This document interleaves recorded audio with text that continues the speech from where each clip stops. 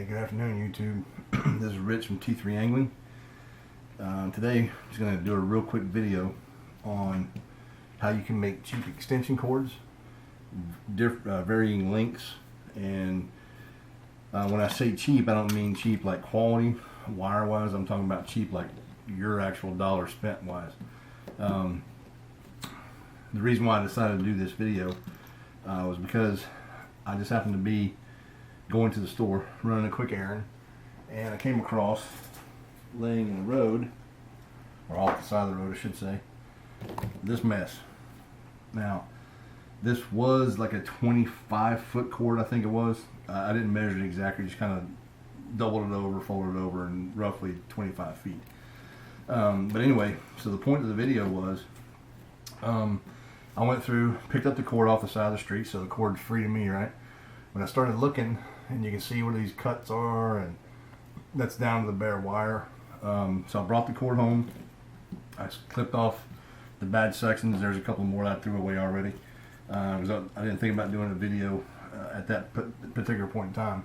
But anyway, so we got some damaged section of wire. There's a couple little nicks in there. And then obviously this chicken foot. So anyway, I cut those off. And kind of looked at the rest of the wires. Everything looked good. I had a couple of these connectors. These are the Levitons. Just got them at Home Depot. I had a couple of them laying here at the house.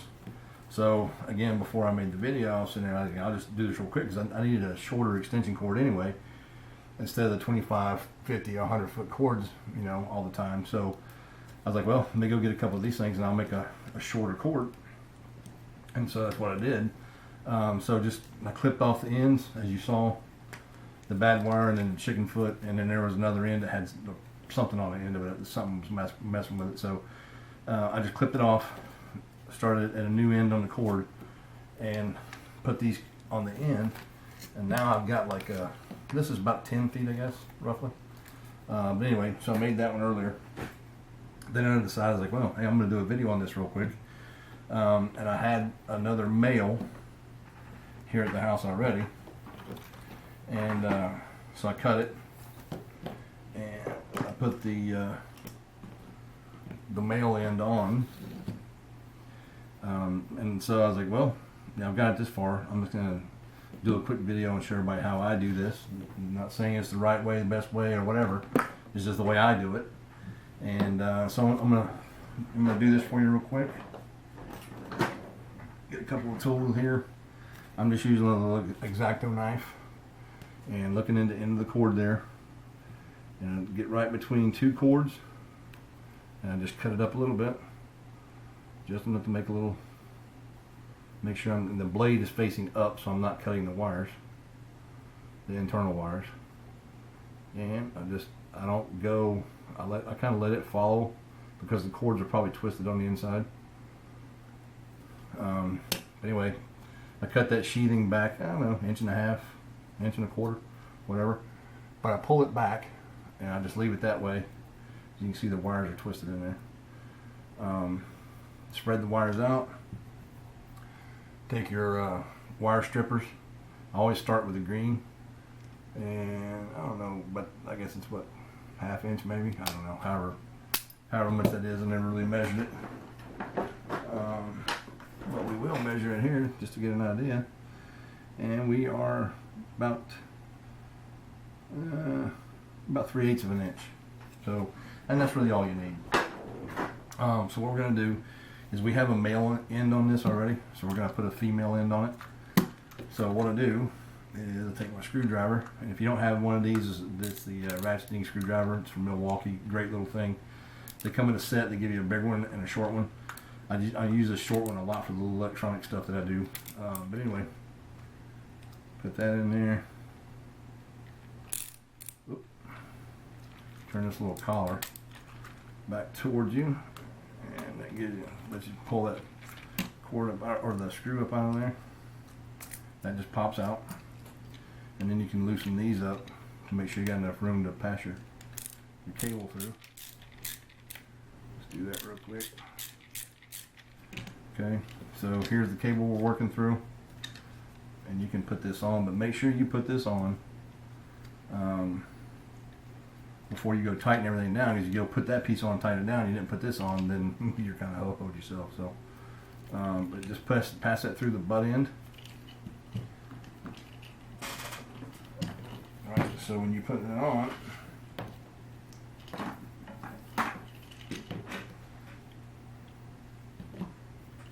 wait a minute, that locked me in. Alright, so when you put it on, and you're to your wire end, this is going to go on like that, so it can sit down inside there. So make sure you make sure you do that. So I don't cut that sheathing off yet. I do. That's one of the last things that I do. And then I also strip my wires and do my wires one at a time, and I'll show you why I do that here in a minute. So again, take the screwdriver. They got a screw on there. Go to the green screw first, and you want to loosen this up just enough where there's a little plate behind there. I don't know if you can see it on camera or not, but there's a little plate right. See if I can get this in focus. There's a little plate right in there. I'm going to try to touch it and move it. See how it moves? So what you want to do is you want to open up that plate, because your wire is going to fit in between that little space. You don't want the wire around the screw, you want the wire down inside there. That way it makes contact. So then all we're going to do, let me loosen that up a little bit more. Okay, so we open that up, we make sure we got our space in there, and all you do is take the wire, put it down in that little space that's been created. I don't know if you can see that or not. Yeah, maybe not. Anyway, twist your wire, put it in there, and then if you go about 3/8 of an inch on the strip, your insulation will be right on top of that little piece. And all you do is take your screwdriver, turn it back to the clockwise, and then you can tighten that screw down. And you don't want to over tighten it, because these things will break. I've broken a few of them before, and then you have to take them back and get a new one and whatever. So your green wire is going to go to your green screw. You're going to have a brass screw. That's your ground. And then the silver screw is going to be your white wire. Let me get these through there so they're on the right side. So black to brass, green to green, white to silver. And that's how we do that. So again, real quick, take the screwdriver. We're going to loosen up our screws.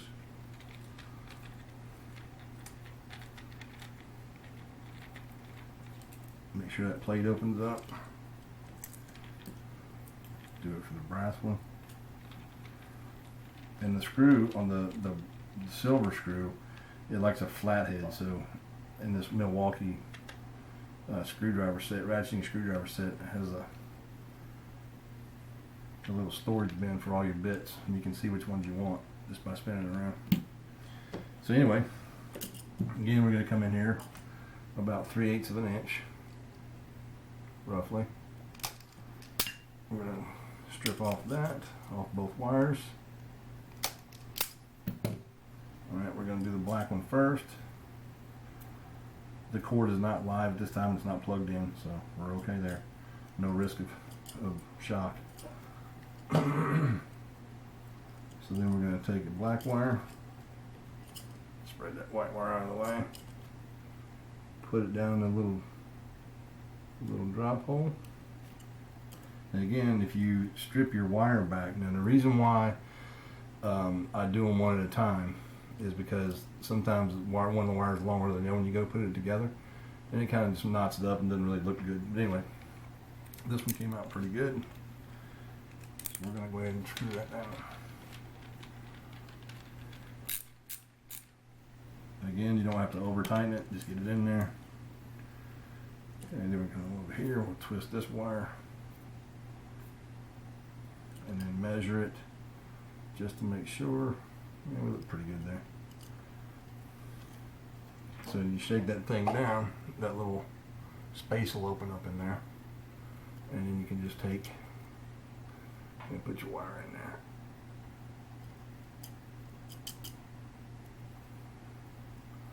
And again, if you strip it the right length, your sleeve will go right to the edge of the wire, and you got plenty of wire down in there, so you don't have to worry about that. And then again, this one likes the flat edge. I don't know why they didn't do Phillips on all of them. Now that one actually has Phillips on all of them, so that's good. The other one only had the straight edge. But anyway, you just tighten it down.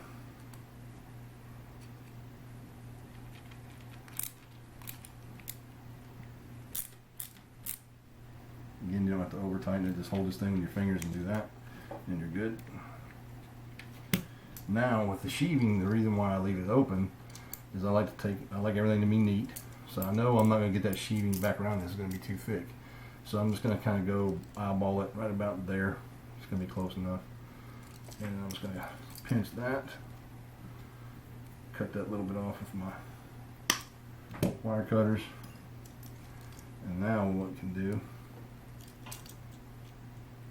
is get that sheathing back around our wires. And then we take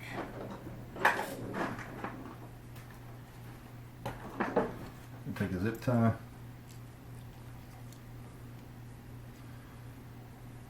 Oop, got it backwards. Take a zip tie. Start working that down. You want to get them in there, cover them up. Just kind of keeps it all together. Nice and neat little package. And as you can see, the sheathing tightens up around there, keeps it nice and tight. And we take our wire cutter,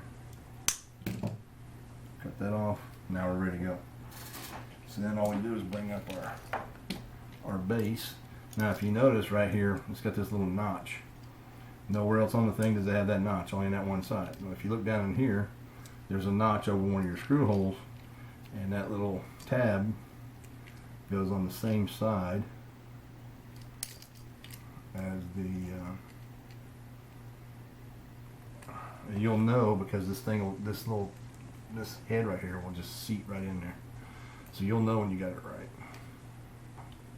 Then all you do is just take your screwdriver, just go back to that little Phillips.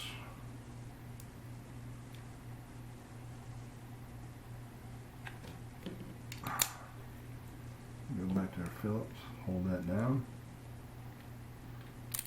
It's about 3.5 turns, maybe 1, 2, yeah, about 3, and it seats in there. You'll feel it compress. 1, 2, 3, and it's locked in. Now see, I cut that sheathing a little bit too long out of here, but that's okay. It's not going to hurt anything, because when you go tighten this down, it's going to pinch it together. You don't really want to cut it down that far, but I cut that one a little bit too long. That's okay. And then all you do is just tighten the clamp down so the wires don't go anywhere.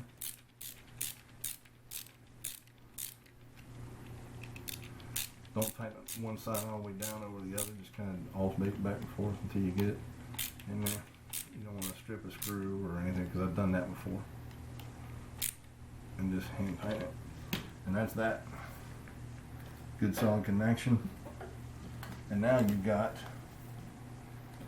a shorter power cord, extension cord. You can use these in camping, throw them, in your truck, your boat, whatever. If you're out, whatever you need something to plug into. But you don't want to use a 100-foot cord or 50-foot cord or 25-foot cord. This is probably about 8-9 feet. I don't know, I didn't measure it, but that's how you change the ends. So out of a 25-foot cord, I've got 3 cords. And you say, well, do you really want to put one on this short one? And this is really what I was after. So when I found this cord laying in the street, I was like, oh heck yeah, man, today's a good day, right? So I literally spent, I don't know how much this thing's cost. I think they're like $5, something like that. I don't know how much they cost actually. But I'm talking about these things. They're not very expensive. These are the Leviton ones. Got them out of the electric section at Home Depot. But that's how we do that, guys. And then so on this one, you got this female end was good already. There's nothing frayed on this part of the wire. I mean that is right there a little bit, so I can take a piece of heat shrink, go over that, close that up. But the rest of this little section of wire was good, and so we're gonna do the same thing. Put that one on that one, and we'll have an even shorter one. So all in all, today it cost me about 15 bucks to make 3 wires that I've been needing that I didn't want to buy, and blessed as I am today and every day, just driving along, stopped at a stoplight, saw something orange kind of in the ditch, pulled over, went out and grabbed it, and lo and behold, there's a 25 foot electric cord that I was getting ready to go buy to cut the ends off and cut it into pieces, a brand new cord.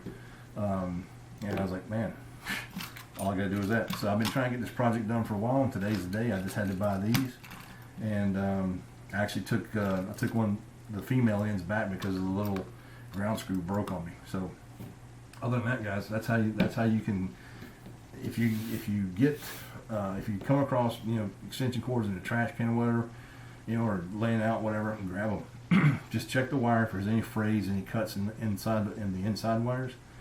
If there's any cut to that insulation, just nip that section. Go buy some of these, or splice that cord.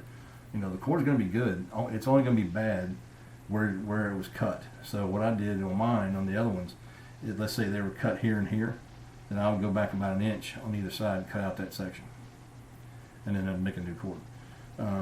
This one, I'm looking at it. It's only the outer skin that's nicked. I don't see anything down in there, so I'm gonna take a piece of heat shrink. I'll put over that, shrink that down to seal it, and then put one of my males on here, and then I'll have a short cord. All right, guys, thanks for watching. Out here.